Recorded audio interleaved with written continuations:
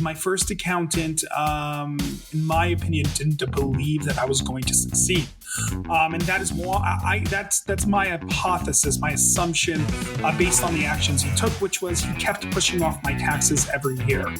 And multiple times he would mention like, oh, I didn't expect you to make so much money this year. Like, wow, that's really surprising that someone your age can do this. And that should have been a red flag, and it wasn't. Having an accountant that doesn't think you can make any money isn't exactly the best type of accountant to have. But what ended up happening is taxes kept getting pushed off until one day I woke up with an almost $300,000 tax bill, but I didn't have that cash on hand at the moment. I wasn't expecting to pay $300,000. I had that money allocated to other aspects of the business. Welcome to How I Made It in Marketing from Marketing Sherpa. We scour pitches from hundreds of creative leaders and uncover specific examples, not just trending ideas or buzzword-laden schmaltz, real-world examples to help you transform yourself as a marketer. Now, here's your host, the Senior Director of Content and Marketing at Marketing Sherpa, Daniel Burstein, to tell you about today's guest. Incorporate lessons from others' mistakes into your business strategy. I read this lesson in a recent podcast guest application, and I thought, well, that is actually a pretty good summary of what we do here on How I Made It in Marketing, right? You can tune in and you can learn from others' mistakes so you don't have to make them yourself. And of course, we share their triumphs as well, right? What fun would it be to only talk about the mistakes?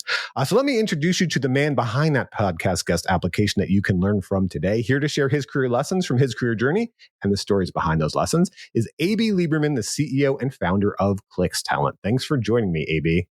Thanks for having me. All right, let's take a quick look at AB's background so you know who I'm talking to.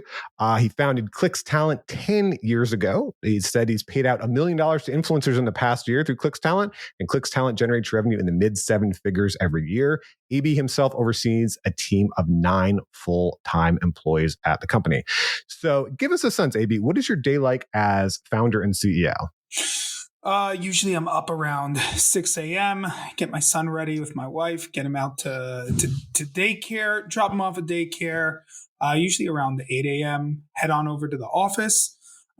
Just a full day of meetings, emails, meetings, WhatsApp messages, some more emails, some more meetings.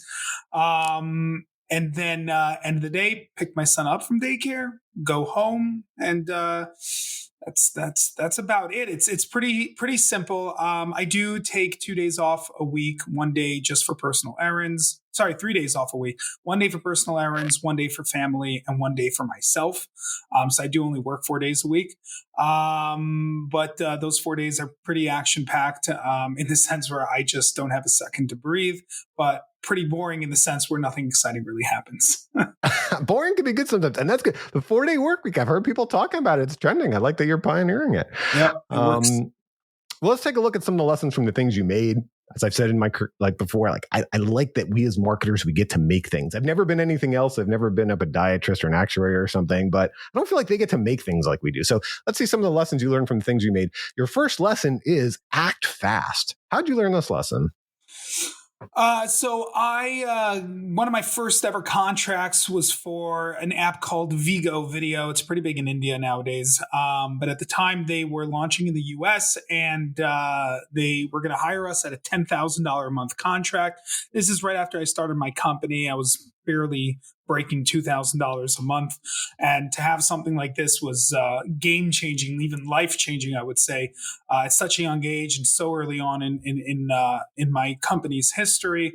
And so I got a contract on Friday afternoon. I got super excited, $10,000, more money than I ever saw in my life. And went out, partied with friends, celebrated, spent some money, got drunk, had a nice long weekend, and Sunday morning rolled around, and I log into my email, and I go find the contract, sign the contract, send it back, and hear nothing. Over the next 2 days, I'm following up, and I finally get an email saying, "Hey, so sorry, this isn't going to work out in the end.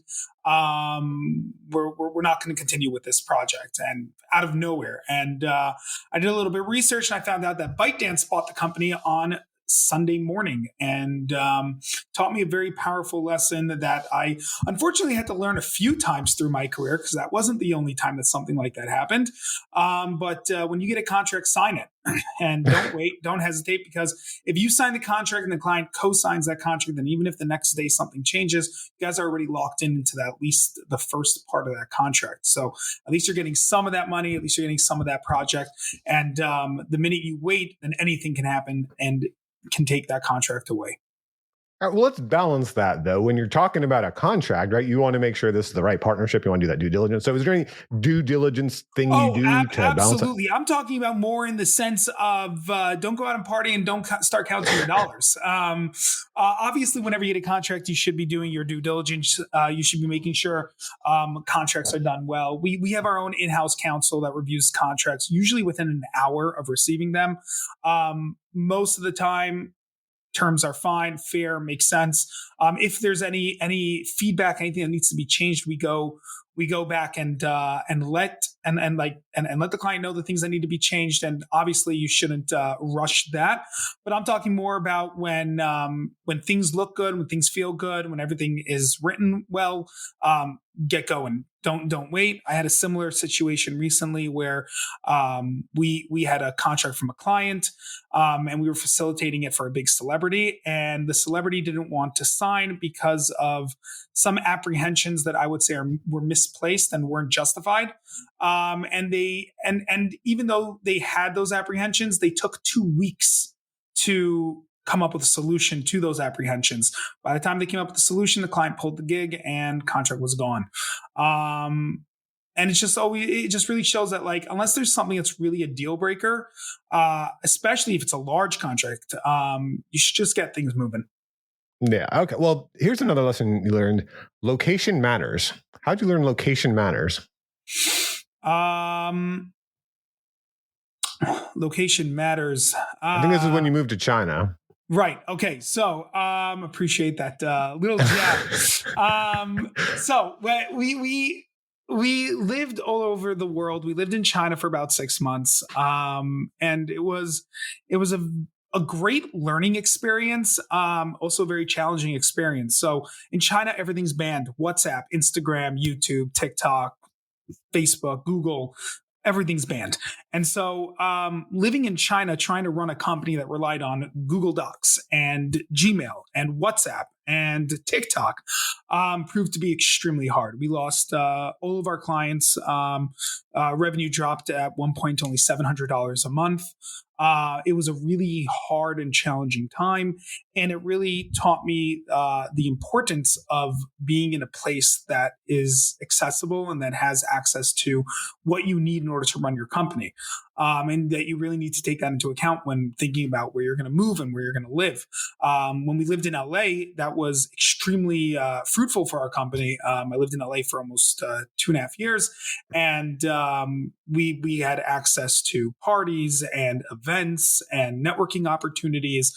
I met multiple large celebrities there that I was able to get contact info and then work with in the future. And time zone wise, a lot of our clients at the time were on PST time. So being a local time with a local phone number that anyone could call really helped us get more involved in the celebrity and talent world of LA and Hollywood. Yeah, and that's a great lesson because, we live in this digital marketplace where we can be all over the world. Right now, you're in Amsterdam, Netherlands. I'm in Jacksonville, Florida. We can do this together. And people forget that, but the physical location can still matter. So I like that example. But let me ask you this.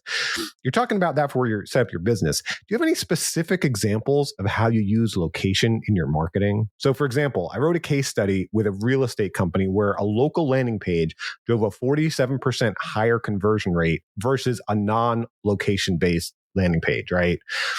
Very small change. You're just having the location in there, 47% increase. That's real estate. Obviously, that's an industry where location would matter a lot, you would think. But does it matter for TikTok marketing? Like, do you have any specific examples where you use location? Go ahead. Absolutely. So my team is completely international, based all over the world. And even the ones who are based with me here in Amsterdam are internationals. And that what that allows us to do is and number one, be online, available for our clients 24/7. So I know that the average response time for most of my competitors when a client contacts them is 7 to 10 days before that client is getting a response to their email. And this is more so for the bigger competitors. But even for the smaller competitors, I've seen that response time can be up to a week. And our average response time is anywhere between 12 to 24 hours of receiving an inbound email.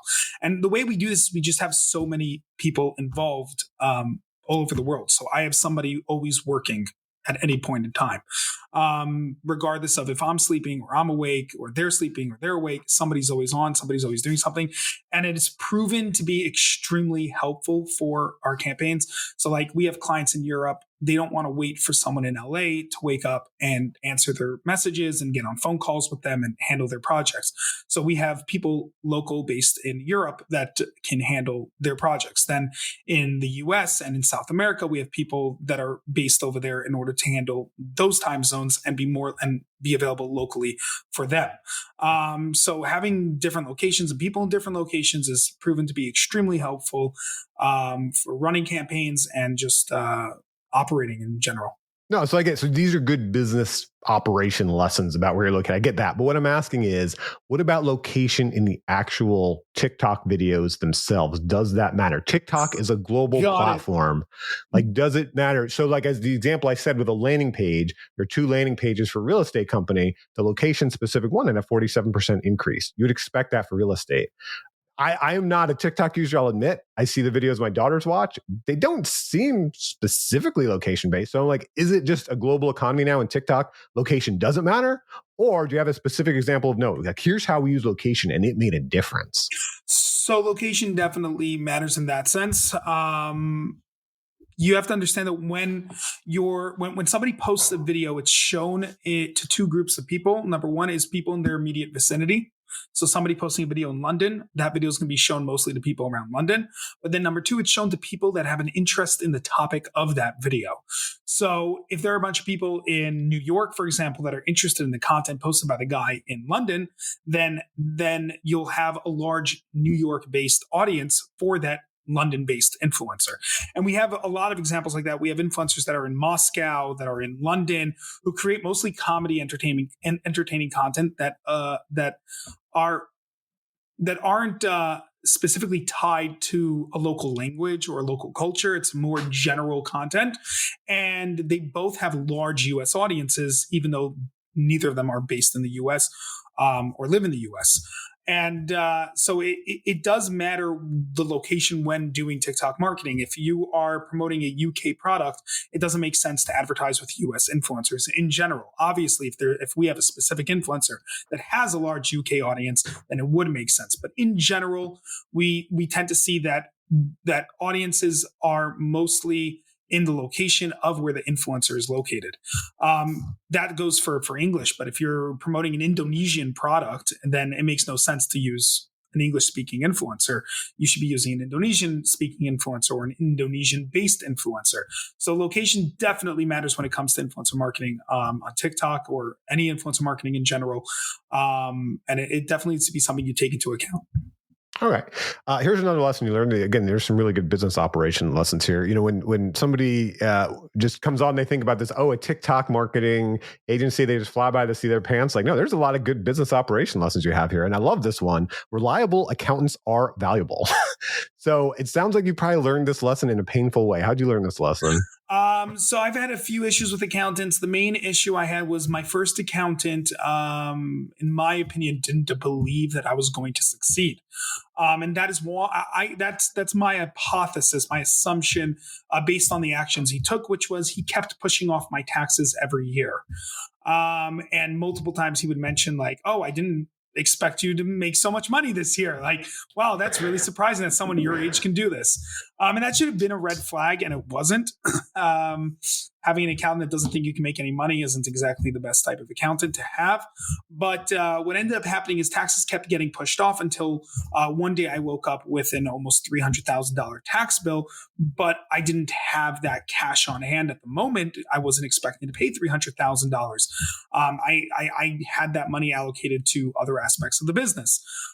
So it was a little bit hard. We got hit with multiple years of taxes from multiple different countries, all in one shot, all over the course of 3 months. And it was a big blow. We ended up taking on a little bit of debt over the next 6 months, paid it all off, and got out of it. Okay, so that's a great lesson for your business in general. But gig workers get into this problem a lot with taxes. Do you have any specific advice to gig workers about how to find a good accountant? Because I've never been like a TikTok gig worker, but obviously working in the advertising and marketing industry, a lot of my colleagues would freelance, right? Freelance is a big thing. And here in America, I don't know about any other taxes, is the big thing when you go to freelance is you got to make sure that you're making your quarterly payments to the IRS because you don't have an employer anymore to make those payments for you. And if you don't, and you get to that end of the tax year, whatever, like you said, you could have some whopping tax bill that you can't pay because you didn't realize that element of freelancing. This is why I like some of these business lessons. As freelancers, as marketers, we're like, oh, I'm a writer, I'm an art director, let's focus on the creative part. But if you mess up those basic business details, you get the contract wrong, you get the accounting wrong, can really mess you up. So now TikTok workers, if you're a TikTok influencer, if you're any influencer, you're in the same boat. You are a gig worker, as far as I know, according to the US government, and you need to pay those payments based on that. So do you have any advice for them? I mean, I know like a lot of influencers they tend to be younger people. They're not really thinking about business element, like how they can get the accounting part right and those other elements. Absolutely. There's two main things that they need to do. Number one is always put money on the side for taxes. I was stupid. I was told by my accountant I need to pay 5% in taxes. I was like, damn, I've got a great accountant. No one has that good of an accountant that they can make your taxes disappear. Don't be naive. Put the money on the side. Ask your accountant, how much money should I be putting on the side in taxes? Any normal accountant will tell you X percent, depending on where you're based. I don't know about the US, but in the Netherlands, for example, it's 25%. In Israel, I think it's 21%. You take that and you put that on the side for your corporate tax. Your income tax, again, you're talking about freelancers, so income tax is less relevant. Or actually, in the US specifically, income tax is relevant. So you want to find out what the average is based on your expected income. How much should you be putting on the side every month to make sure that you have that payment ready? For businesses, it's a lot easier. Businesses, it's usually a flat corporate tax rate, and then you just take that percentage of your profits, put it on the side. It's not that complicated. Freelancers are a lot more complicated, a lot more complex. You need to assess how much you're going to make and then prepare to put that on the side. Or you can just decide to take a very large percentage every payment you receive from your clients and just put that on the side, and taxes put it in a high yield interest bank account like Capital One. You get, I think, like 4.5% interest, and leave it there until it's time to be paid. That's number one. Number two is do your research. Nowadays, you have ChatGPT. I didn't have ChatGPT when I started. Go into ChatGPT. Just ask it, what do I need to know? How much should I be paying in taxes? Learn the basic rules of your tax code in your country and the basic rules of your setup, whether it's corporate or freelance, and just have a general understanding so that when your accountants come and say something that makes no sense, be like, wait a minute, that makes no sense, and question them. Don't expect your accountants to be this almighty, all-knowing entity. They make mistakes. They don't always know what needs to get done, and feel comfortable questioning them on it. Yeah, well, and that's what I want to bring up. If you are an influencer in some way, you are essentially the company. You are like Black when copywriters were freelancers, like you are that freelancer. You are the company. You need to know these things. It's not just how to pull in people with your TikTok videos and Instagram. All right, so we just talked to AB about some lessons, about what he learned from the things he made. In just a moment, we're going to talk to him about some lessons he learned from the people he collaborated with. But first, I should mention that the How I Made It in Marketing podcast is underwritten by MechLabs AI, the parent company of Marketing Sherpa. You can get conversion-focused training from the lab that helped pioneer the conversion industry in our AI Guild. Grab your free 3-month scholarship to the AI Guild at join.mechlabsai.com. That's join.mechlabsai.com to get ideas for improving conversion with your AI. It works for influencers too.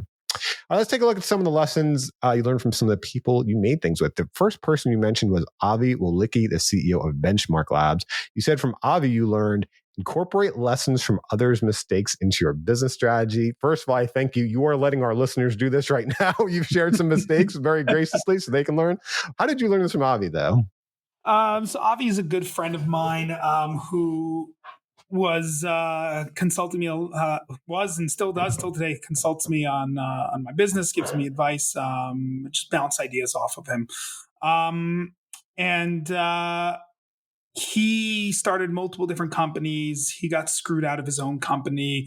He made a lot of mistakes when it came to shares, investments, running companies, taxes, social security, the list goes on. Guy didn't really have anyone to learn from, and he was just trying to kind of figure it out on his own, and he made a lot of mistakes. And I learned a lot of what to and not do just by speaking with him and seeing what he did, and then being like, okay, I'm not going to do that.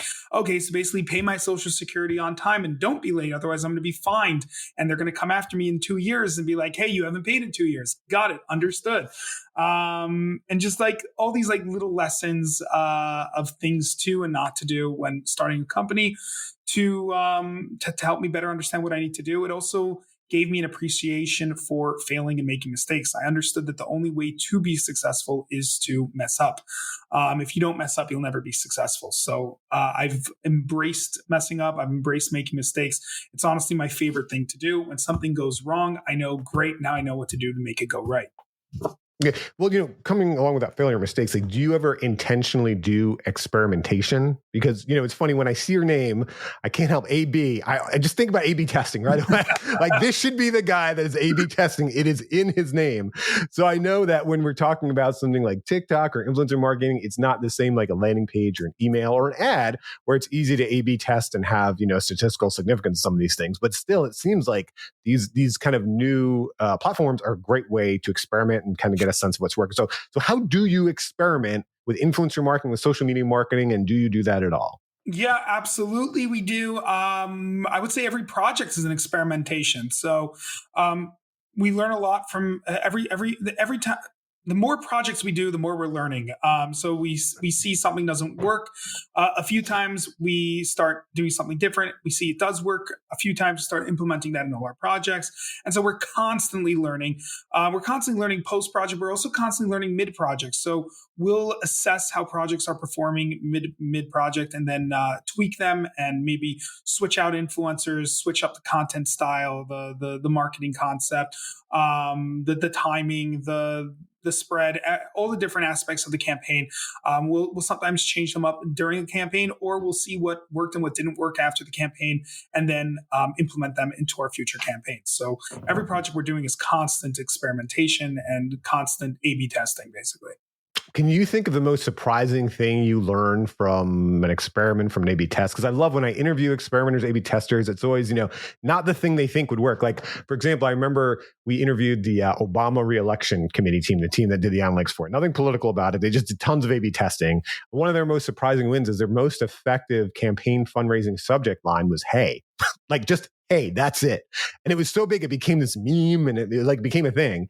And they told me, like, when they were experimenting, they said, you think we're experts, we would know what would work, but we were worse than chance. Like, flipping a coin did better at what we'd assume would work. And so that's what I love about kind of that experimentation, that A/B testing, that failure mindset is, hey, this thing actually surprised us. We thought something would work, but it didn't. So can you think of your most surprising experiment, most surprising lesson of something you thought would work or wouldn't work? Or Yeah, absolutely. So we, as an agency, we got access to a special feature with TikTok that allowed us to put links in TikTok videos. And so I thought for sure this would help conversion rates. People are going to click. We're going to get crazy amounts of clicks. The link is in the video, and it flopped tremendously. We barely got any clicks. We got less clicks than we would have gotten if we didn't put a link in the video. And it was just very confusing because the link was right there. People didn't have to go out or anything. And my assumption was that people just weren't used to clicking on a video. It's just not, it's most videos, most influencers don't have the option to put a link in their video on TikTok. People just weren't expecting it, so they didn't click it, they didn't check it out, they just kept going, which was very interesting. That because hypothetically it was easier to convert from inside the video than it needing to go to an influencer's bio, but because it was something people were so unused to, it just completely flopped.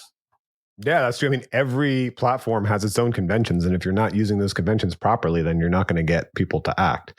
Here's another lesson you mentioned. The customer is always right and make sure they are always happy. You learned this from Daniel Lieberman, the CEO of Viral Hub Marketing, who is also your father.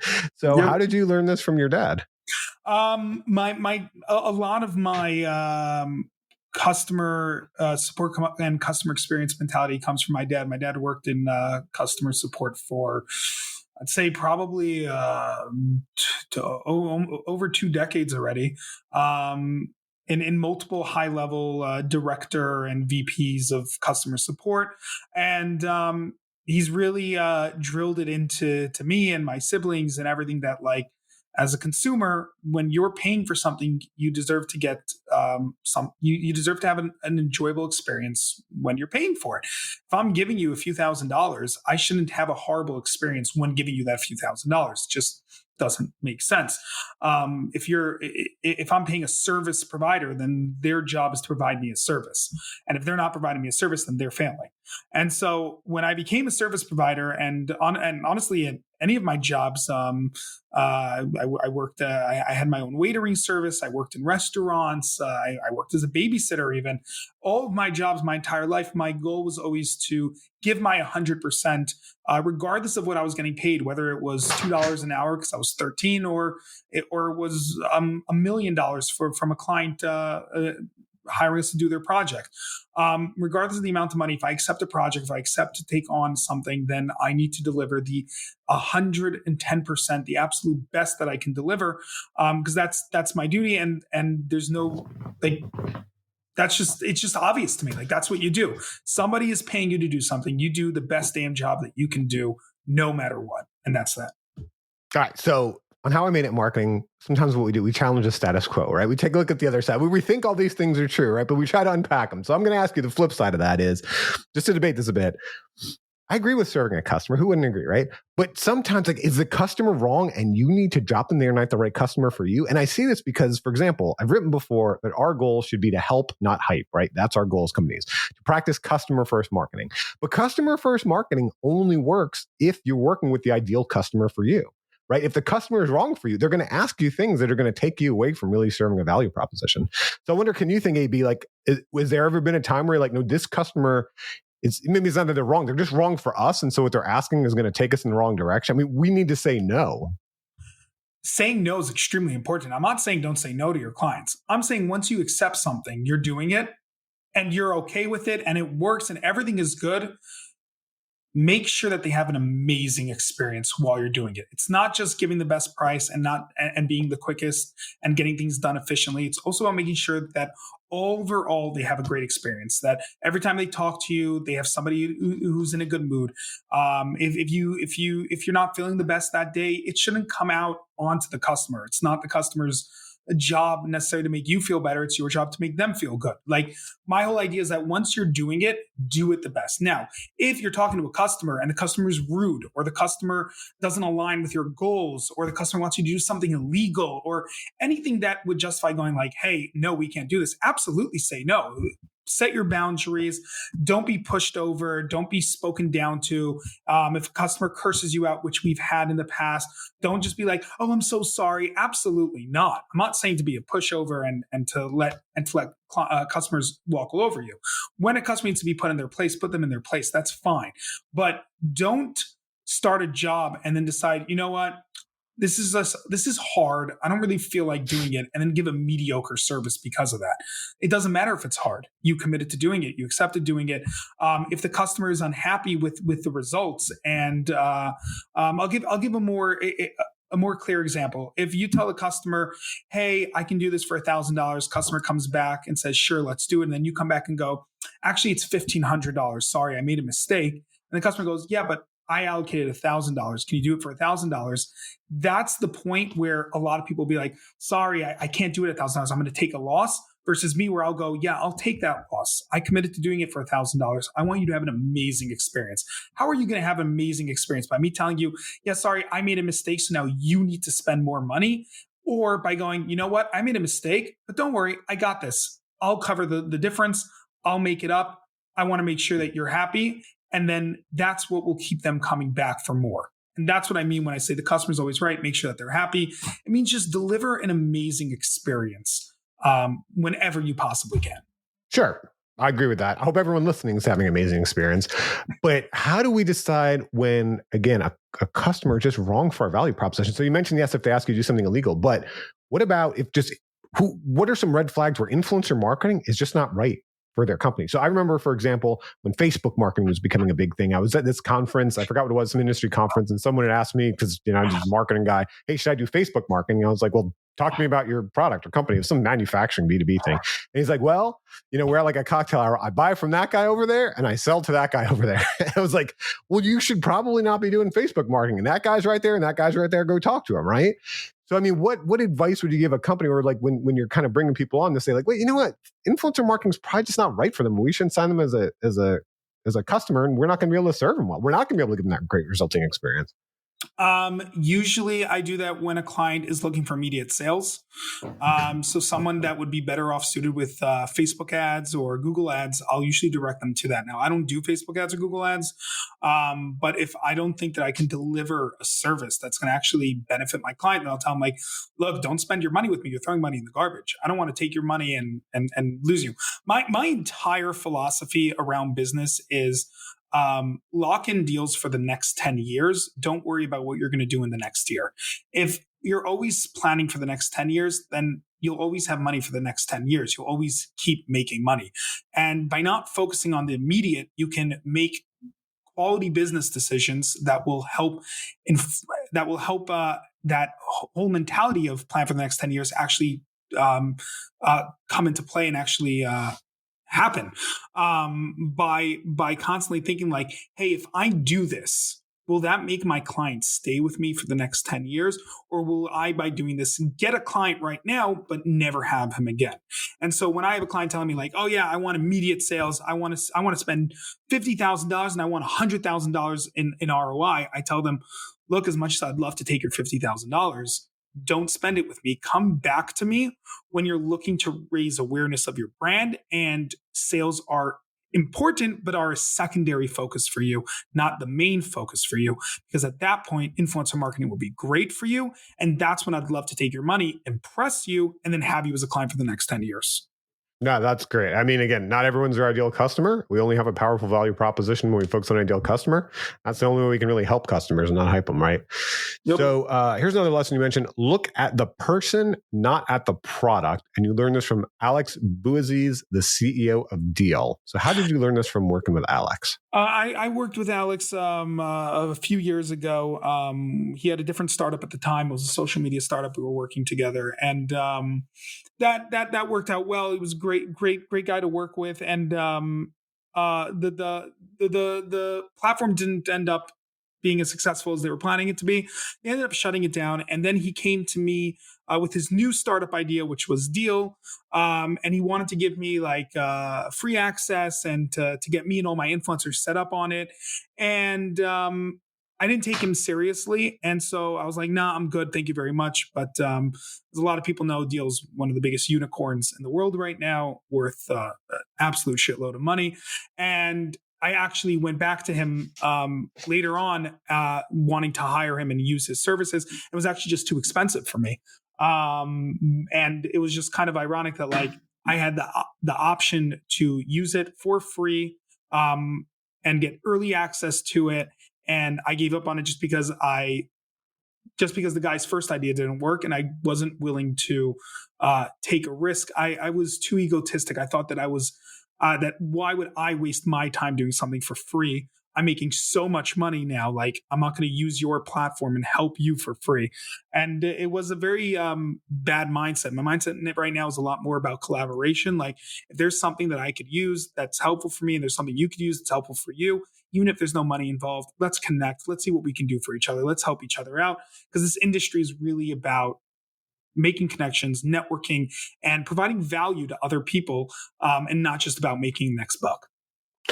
How do you use that philosophy when it comes to your hiring, when you're actually bringing someone on, right? So for example, when I interviewed Tom Amate, co-founder and chief executive officer of Entail, One of his lessons was provide talented yet inexperienced people with frequent short training sessions and the support as they tackle new challenges. And the story he gave was, he said, new people in the Air Force. It's like, the Air Force doesn't go out and hire experienced Air Force fighter pilots, right? What do? They hire people that have a lot of potential and then they train them. Right. And that's the approach he took. So we talked about, collaborating and those kind of business partnerships, so to speak. What about with hiring? Have you learned anything with hiring? So most of the hiring is actually done by my partner. She's the CEO of the company. She deals with interviews, hires. I always get the last I'll give the final say, but my final say is kind of ceremonial. Whatever she says goes, because it's really her domain. She's really, really good at it. She knows what she's doing, and I don't have the best history when it comes to hires. So I mean, my philosophy is like to just kind of have people shadow the other people, like the previous employees, and learn from them by doing. And that works for some people, but it's not always the best. So my partner is really good at like figuring out the best strategy for training and for what works for who, and then implementing that. And she's really a much better person to talk to about that than me. All right. Well, overall, you shared some lessons from your career about all the different things that you feel like it takes to be a marketer. If you had to break it down, what are the key qualities of an effective marketer?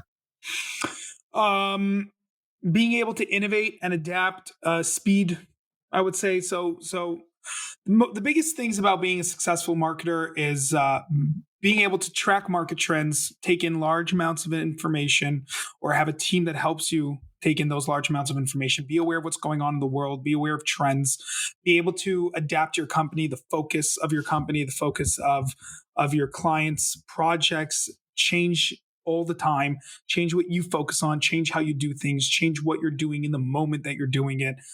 So really being able to adapt and innovate is extremely important, and doing things fast. Fast marketing is a very popular trend nowadays. Ryan Reynolds, I think, does it the best with all of his fast marketing campaigns. And fast marketing is extremely effective. And even if you're not jumping on the trend that was viral yesterday and you're not doing it tomorrow, getting on that trend within the first week or 2 weeks and or implementing it in your project in some way or another is extremely important. And just being aware of what's going on, being able to adapt, being able to move fast, I think are the key components of being a successful marketer. Let me ask you one follow-up question about that fast marketing. What do you have as a company leader, as a business owner, infrastructure set up to take advantage of fast marketing? Because you mentioned Ryan Reynolds, and I actually interviewed the co-founder of Mint Mobile, and that's something we talked about, fast marketing. And he talked about how they kind of have it set up, and so how they're able to hop on that quickly. And an example where it was a guy from this show, News Radio, and how he'd said something about Mint Mobile, and within 24 hours, they were shooting a commercial because they had kind of an infrastructure set up with their agency and with their internal company to be able to do that. Right? Things don't just happen. It's we've got the business process set up. We're able to hop on these things. So for you, for fast marketing, is there any infrastructure, any specific processes you have set up to be able to do that? So it's a little bit less relevant to us because we're not usually a retain. We don't work on retainer where we're like kind of hanging around and we have a client that's paying us every month, and then we're like, yo guys, we need to do this and promote your company by doing XYZ ASAP.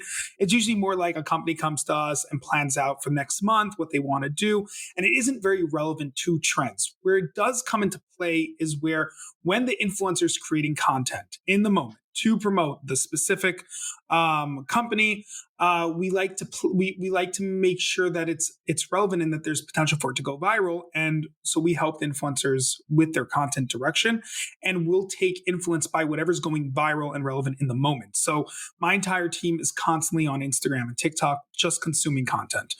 They're told to watch content at work and to consume the content whenever they're free, whenever they can, so that they can be aware of what's trending online, what's actually happening.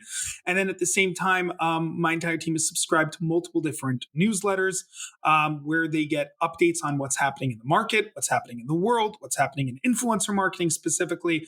And this helps us all kind of stay up to date on what's happening. We then have a social media group where we share ideas of what's trending so that we can help influence other managers in the company on what to do on their projects with the influencers.